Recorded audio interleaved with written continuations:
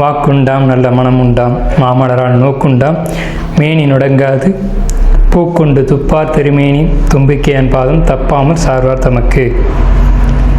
அன்பார்ந்த நேயர்களுக்கு இனிய வணக்கம்.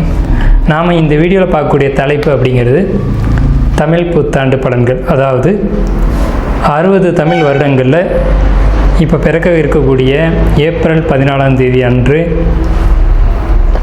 வரக்கூடிய தமிழ் பாரப வருஷம், இந்த பாரப வருஷத்தினுடைய தமிழ் புத்தாண்டு பலன்களை தான் நம்ம பார்க்க இருக்கோம்.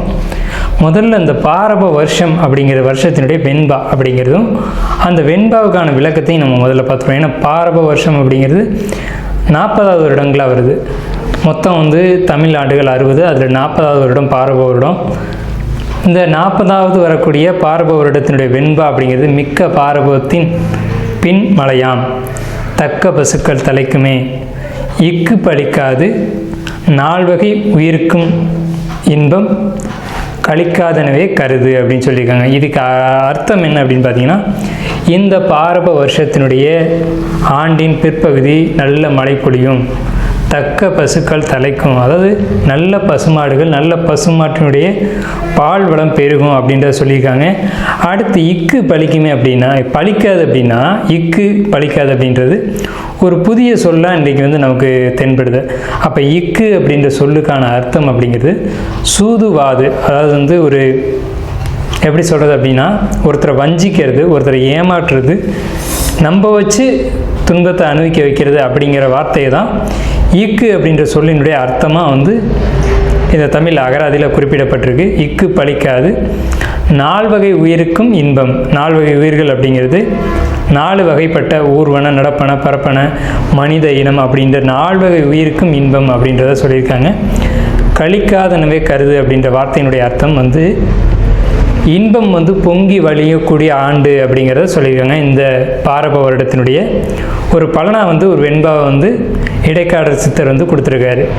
இப்போ இந்த பாரப வருடம் அப்படிங்கிறது நல்ல பலன்களை கொடுக்குமா அப்படின்னு கேட்டிங்கன்னா, பொது பலன்களை நம்ம எடுத்துக்கும் போது முதல்ல மக்கள் அதிகமாக வண்டி வாகனங்கள் வாங்கக்கூடிய அமைப்பு, வீடு இல்லாதவர்கள் வீடு கட்டக்கூடிய ஒரு அமைப்பு, புதிய வாகனம், வீடு, சொந்த வீடு அப்படிங்கிறது கனவாக இருந்தது போக, இப்போ சொந்த வீடுகள் ஏதேனும் ஒரு வகையில் ஒரு கடன் வாங்கியோ அல்லது ஏதேனும் ஒரு வகையில் ஒரு பிரச்சனைக்குரியதாக இருந்த ஒரு விஷயம் இப்போ அவங்களுக்கு சொந்த வீட்டில் குடியேறக்கூடிய ஒரு அமைப்பு, தொழில்துறையில் மந்தமாக இருந்தது, ஒரு தொழிலில் கஷ்டப்பட்டது, ஒரு பிரச்சனைக்கான ஒரு தொழிலில் போய் மாட்டிக்கிட்டது, ஒரு ஜாப்பில் போய் மாட்டிக்கிட்டு வெளியில் வர முடியாமல் தடுமாறுனது, பணத்தை வாங்கி யாரோ சாப்பிட்டுட்டு போகிறதுக்கு நம்ம பதில் சொல்லிக்கிட்டு இருந்தது, இப்படியாப்பட்ட சூழ்நிலைகள்லேருந்து வெளியில் வரக்கூடிய ஒரு நிலைகள் அப்படிங்கிறது இந்த பாரப வருடத்தில் பொதுமக்களுக்கான பலனாக இருக்குது.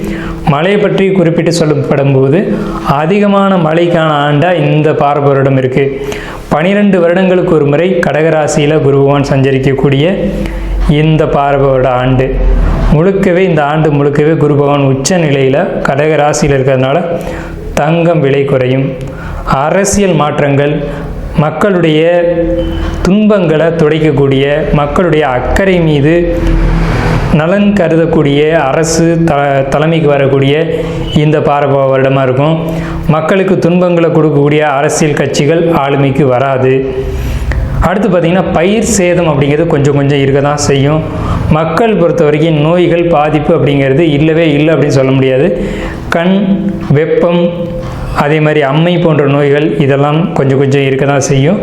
பயிர்களை பொறுத்த வரைக்கும் நீர் நிரம்பி வழிகிறதுனால ஏற்படக்கூடிய பயிர் சேதம் அப்படிங்கிறது கொஞ்சம் நிச்சயமாக இருக்கும்.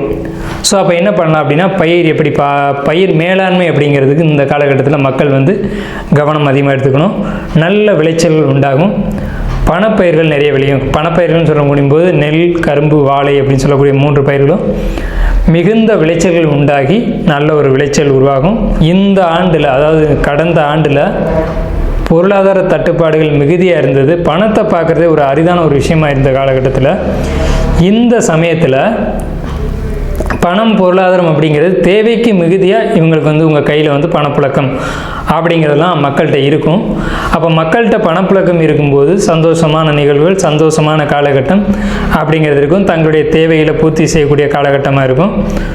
ஸோ இந்த பாரப வருடத்தை பொறுத்த வரைக்கும் எல்லா விதமான நன்மைகளும் குறிப்பாக பேங்கிங் செக்டரில் கூடியவங்க வங்கியை சார்ந்த துறைகளில் இருக்கக்கூடியவங்களுக்கு நல்ல ஒரு ஆண்டாகவே இருக்க போகுது.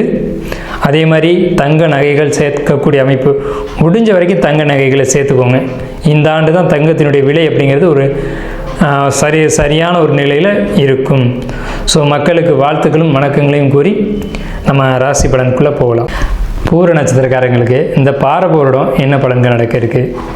தொழில் சம்பந்தமான பயணங்களும் தொழில் சம்பந்தமான முயற்சிகளும் வெற்றி அடையும், சிறப்பாக இருக்கும். முதல் விஷயம். ரெண்டாவது, அதுலேயும் குறிப்பாக பார்த்தீங்க அப்படின்னா சிறந்த வளர்ச்சி, நல்ல ஒரு வெற்றி அப்படிங்கிறது இருக்கும்.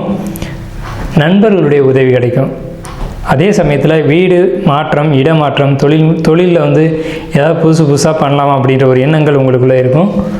குறிப்பிட்டு சொல்லப்போனால் ஐடி துறையில் போகலாமா அல்லது நம்ம படித்த துறையிலேயே ஏதாவது புதுசாக பண்ணலாமா அப்படின்ற திங்கிங் உங்களுக்குள்ளே இருக்கும். அதெல்லாம் செய்வீங்க. தேவையற்ற செலவினங்களை குறைச்சிக்கோங்க. ஆடம்பர செலவுகள் அப்படின்ற எண்ணமே உங்களுக்கு இருக்கக்கூடாது. ஆனால் உங்களுக்கு ஆடம்பர செலவுகளுக்கான எண்ணங்கள் அதிகமாக வந்து தூண்டும். ஸோ அதை தவிர்த்துக்கிறது நல்லது. முடிஞ்ச வரைக்கும் தவிர்த்துக்கோங்க. புதிய வீடு, புதிய தொழில், புதிய வேலை, இந்த முயற்சிகள் வெற்றி அடையும். ஆனால் மனசுக்குள்ளே ஒரு குழப்பமும் கவலையும் ஒரு வெறுமையும் டிப்ரெஷன் அப்படிங்கிறது உங்களுக்கு இருந்துக்கிட்டே தான் இருக்கும். ஸோ எந்த ஒரு விஷயத்தை எடுத்தாலும் கவனமாக செயல்படுங்க. ஆனால் உங்களுக்கு இருக்கிறது பூரா தேவையில்லாத கவலை, தேவையில்லாத ஆணி அப்படின்ற மாதிரி உங்களுக்கு இருக்க கவலைகள் பூரா தேவையில்லாத கவலை தான். ஸோ இதை வந்து நீங்கள் விட்டுட்டு நீங்கள் ஹாப்பியாக இருந்தாலே போதுமானது. உங்களுக்கான பொருளாதார சேர்க்கை அப்படிங்கிறது ரொம்ப சிறப்பாக இருக்கும். நீங்கள் வழிபட வேண்டிய கோயில் அப்படிங்கிறது இந்த பாரபோரிடத்தில் திருவரங்குளம் ஸ்ரீ தீர்த்தேஸ்வரர் அறந்தாங்கில் இருக்குது இந்த கோயில். ஸ்ரீஹரி தீர்த்தேஸ்வரர் திருவரங்குளம் அறந்தாங்கில் இருக்குது இந்த கோயில். ஸோ உங்களுக்கான பலன்கள் அப்படிங்கிறது ரொம்ப பாசிட்டிவாக இருந்தாலும் கூட நீங்கள் தேவையில்லாத குழப்பத்துக்குள்ளேயும் கவலைக்குள்ளேயும் போயிடுறதுனால தான் இந்த ஆண்டு உங்களுக்கு கொஞ்சம் மைனஸாக படும். ஸோ அந்த கவலைகள், மன அழுத்தங்களை விட்டுட்டு ஹாப்பியாக இருங்க. அந்த சிம்ம ராசி நேயர்களே, நமக்கு வரக்கூடிய இந்த பாரப வருடம் எப்படி இருக்க போகுது அப்படிங்கிறத நம்ம பார்க்குறோம். இந்த சிம்ம ராசிக்கு பாரப வருடம் பொதுவாகவே சிம்மராசி அப்படின்னாலுமே நீதி, நேர்மை இதுக்கு கட்டுப்பட்டு வெளிப்படையான மனதோட குழந்தைத்தனமான ஒரு ஆக்டிவிட்டீஸோடு இருக்கக்கூடியவங்க தான் இந்த ஒரு சிம்மராசிக்காரங்க. எப்போவுமே ஒரு தலைமை பண்புக்கு தகுதி வாய்ந்தவர்கள் அப்படின்னு சொல்லலாம். ஸோ அப்படிப்பட்ட சிம்மராசி நேயர்களுக்கு இந்த ஆண்டு ஒரு சமுதாயத்தில் ஒரு அங்கீகாரம் கிடைக்கும், அந்தஸ்து கிடைக்கும், கௌரவம் கிடைக்கும். அதனால் ஒரு பிரச்சனைகளும் உருவாகும். நீங்கள் முன்னே போனதுனால ஒரு பிரச்சனையை நீங்கள் சந்திச்சிருப்பீங்க. ஸோ இந்த மாதிரி நீங்கள் முன்னே போனதுனால ஒரு பிரச்சனைகள் உருவாகி சரியாகும். அதனால் எந்த ஒரு விஷயத்துக்கும் நீங்கள் முன்னே போகாமல் மற்றவங்களை முன்னாடி விட்டுட்டு நீங்கள் பின்னாடி போங்க, அதுதான் நல்லது. நீங்கள் முன்னே போனதுனால பல பிரச்சனைகள் நீங்களே சந்திக்க வேண்டி வரும். ஒரு உதாரணத்துக்கு சொல்லப்போனால், ஒரு கணக்கு வழக்கு எழுதுனீங்கன்னா கணக்கு வழக்கு சரியாக இருக்கும், அதை ஒருத்தர் மேலாண்மை பண்ணுவார். அவர் என்ன சொல்லுவார், நீங்கள் எழுதின கணக்கில் இன்னும் பிழை இருக்குதுன்னு சொல்லுவார். ஆனால் அந்த பிழை உண்மையிலேயே அந்த கணக்கில் இருக்காது. இது வந்து ஒரு உதாரணத்துக்கு தான் நம்ம சொல்கிறோம். ஸோ இந்த மாதிரியெல்லாம் இருக்குது அப்படிங்கிறதுனால, ஆனால் உங்களை தேடி தலைமை பண்புகள், தலைமை பதவிகள் உங்களுக்கு வரும். தன்னம்பிக்கை துளிர்விடும், ஆனால் அந்த தன்னம்பிக்கையில் முறித்து விடுவாங்க. ஸோ உங்களுக்கு வந்து எதையுமே நம்மளால் செய்ய முடியும், சாதிக்க முடியுன்ற நம்பிக்கையை இந்த ஆண்டு நீங்கள் பெறுவீங்க. பல காரியங்களை உங்களால் செய்ய முடியும், சாதித்து காட்டுவீங்க. குடும்பம் சார்ந்த வகையில் பார்க்கும்போது வேலை, தொழில், பணி அப்படின்ற விஷயத்தில் நீங்கள் சிறந்து விளங்குவீங்க. மனைவியோடைய உடல்நிலையில் மட்டும் கவனம் தேவை. உங்களுக்கு வழிபாடு அப்படின்றத பொறுத்த வரைக்கும் சிவன், முருகன், கணபதி, மகாலட்சுமி இந்த 4 தெய்வங்களுடைய வழிபாடு ரொம்ப ரொம்ப அத்தியாவசியமாக தேவை இருக்குது. இந்த தெய்வங்களை வழிபாடு பண்ணுங்கள். இது எல்லாமே ஒரே இடத்துல வழிபடணும் அப்படின்னா சிவன் கோயிலில் போய் நீங்கள் வழிபாடு செஞ்சுக்கலாம். மனைவிக்கு ஏற்படக்கூடிய உடல்நிலை பாதிப்புகளை பொறுத்த வரைக்கும் நீங்கள் மருத்துவ முறைகளை கையாளணும். அது குறிப்பிட்டு சொல்லப்போனால் ஆங்கில மருத்துவங்களை நீங்கள் வந்து பெரும்பாலும் எதிர்பார்க்க வேணாம். ஆங்கில மருத்துவத்தை தவிர்த்து வேறு ஏதேனும் மருத்துவ முறைகளை நீங்கள் பாருங்கள். அவமானங்களை காரணம் இல்லாமல் நீங்கள் அனுபவிக்க வேண்டிய நேரிடும். யாரையும் நம்பி எந்த விஷயத்திலையும் இறங்கி முன்னே போக வேண்டாம். ஸோ நீங்கள் எடுத்துக்கொள்ள வேண்டிய உணவுகள் அப்படிங்கிறது கோதுமை எடுத்துக்கணும். கோதுமை தயவு செஞ்சு தானம் பண்ணிட வேண்டாம். கோதுமையை நீங்கள் உணவாக எடுத்துக்கணும். இனிப்பை நீங்கள் தானமாக கொடுக்கணும். அதே மாதிரி கசப்பு உணவுகளை தானம் கொடுக்கணும். அல்லது எலுமிச்சை ஜாதத்தை நீங்கள் தானம் கொடுக்கலாம் தாராளமாக. ஒரு எலுமிச்சையோ அல்லது தயிர் சாதமோ அதோடு சேர்த்து தண்ணீர் பாட்டிலும் கொடுக்கணும். யாருக்கு வேணாலும் நீங்கள் தானம் செய்யலாம். உணவு சாப்பிடக்கூடியவங்களுக்கு நீங்கள் தானம் செய்யலாம். அதே நேரத்தில் கோதுமை சார்ந்த உணவுகளை நீங்கள் தானம் செய்யாமல் சாப்பிட்டுக்கணும். ஸோ இதுதான் உங்களுக்கு பாரப வருடத்தினுடைய பரிகாரமாக உங்களுக்கு திகழுது. ஸோ உங்களுக்கு வந்து இந்த ஆண்டு பாரப வருடத்தில் அதிகமாக கவனமாக இருக்கணும் அப்படின்ற ஒரு நிலை வந்து உங்களுக்கு இருக்குது.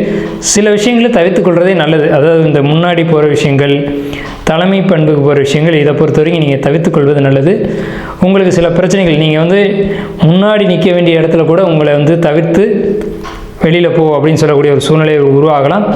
அதனால் நீங்கள் வந்து எந்த ஒரு விஷயத்தையும் பற்றியும் நீங்கள் பெருசாக சிந்திக்காமல் நீங்கள் ஒதுங்கி வந்துடுறது நல்லது. எதிர்காலம் பற்றிய ஒரு சிந்தனையோடு நீங்கள் எதுலேயும் ஒரு பக்குவப்பட்ட ஒரு சிந்தனையில் நீங்கள் இருக்கிறதே நல்லது. வார்த்தையில் ரொம்ப ரொம்ப கவனம் தேவை.